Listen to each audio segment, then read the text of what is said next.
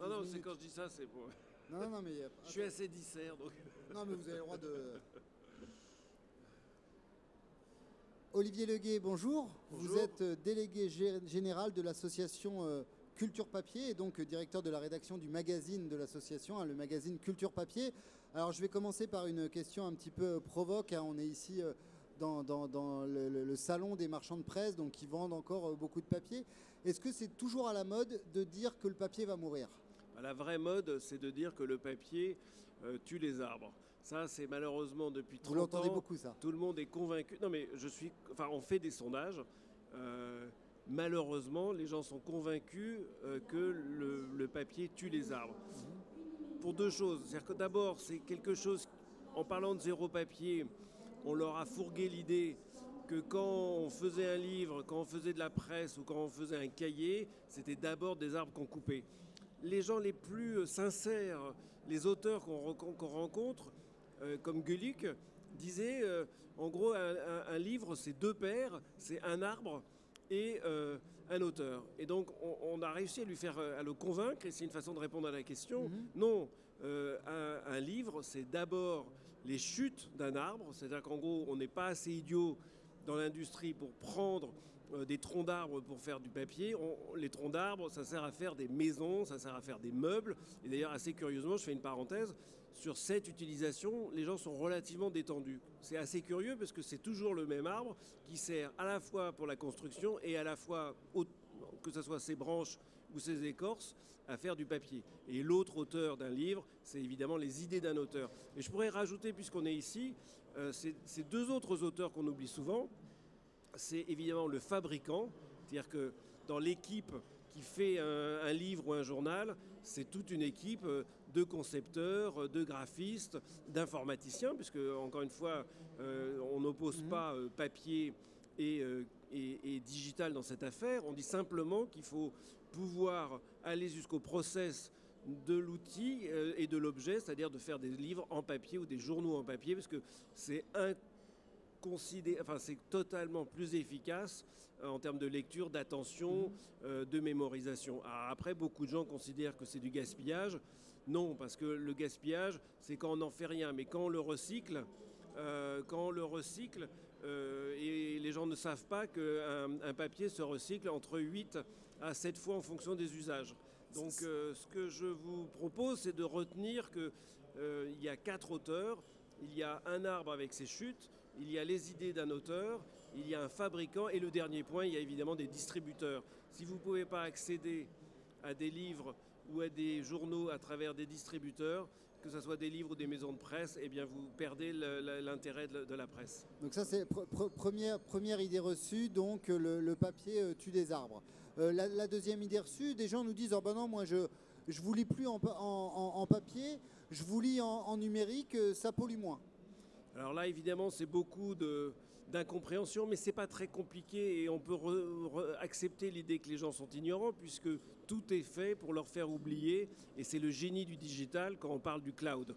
En gros, le cloud, c'est le nuage, c'est formidable, c'est de l'air. En fait, non, ce qu'on oublie, c'est des serveurs qui sont extraordinairement consommateurs d'énergie. Grosso modo, on estime que l'énergie des serveurs, c'est près de 10% de la consommation électrique mondiale, avec une explosion, enfin une utilisation exponentielle.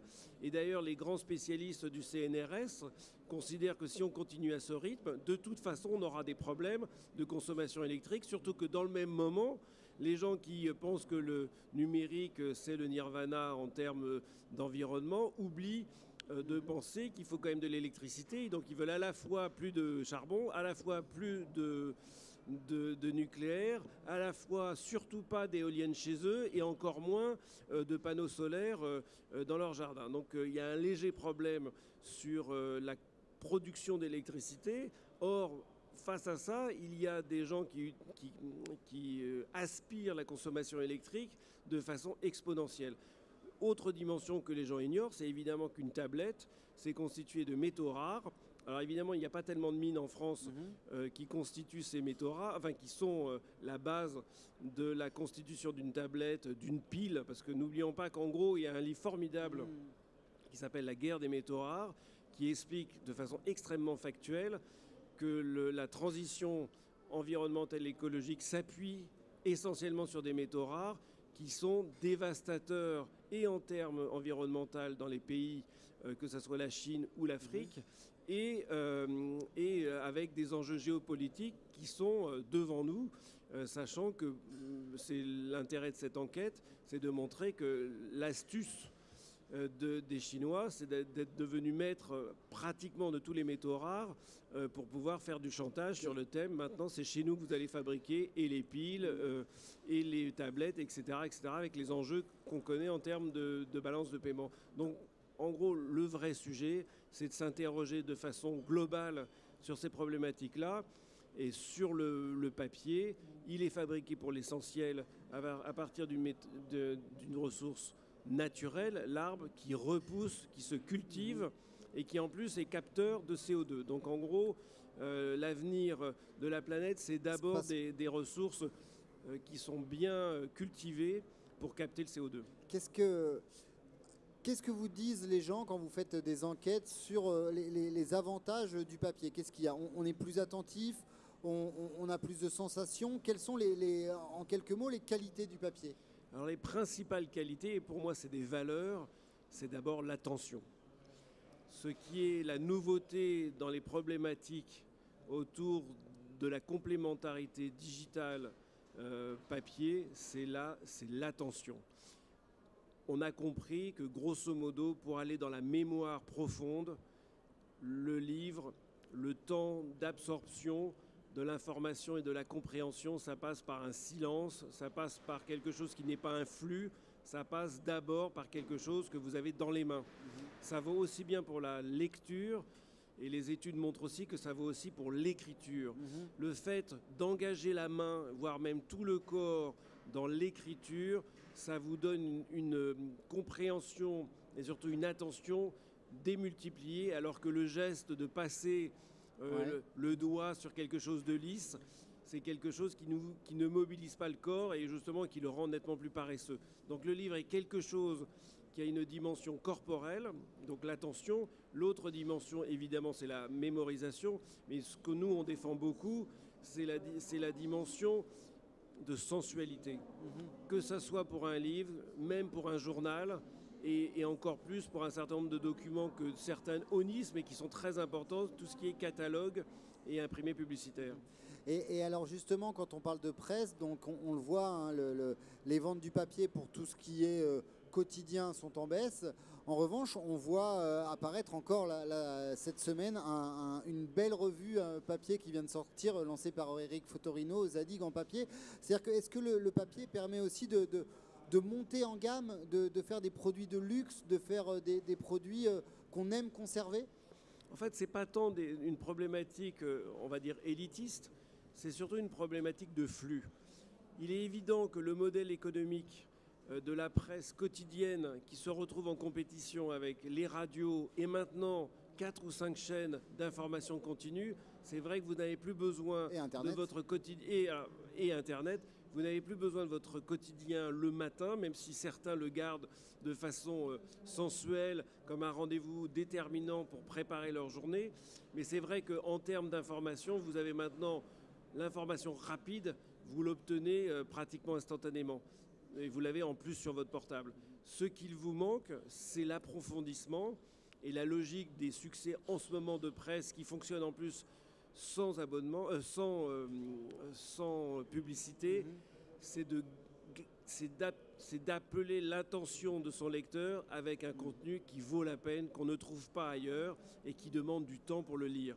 C'est le succès des MOOC qui prennent des formes différentes, et Zadig de la bande à Eric Fotorino en est un, mais en 4 ans, là, ils ont aussi lancé Americana. Et le 1 qui joue vraiment sur le papier. Qui joue à la fois sur le papier et sur le format.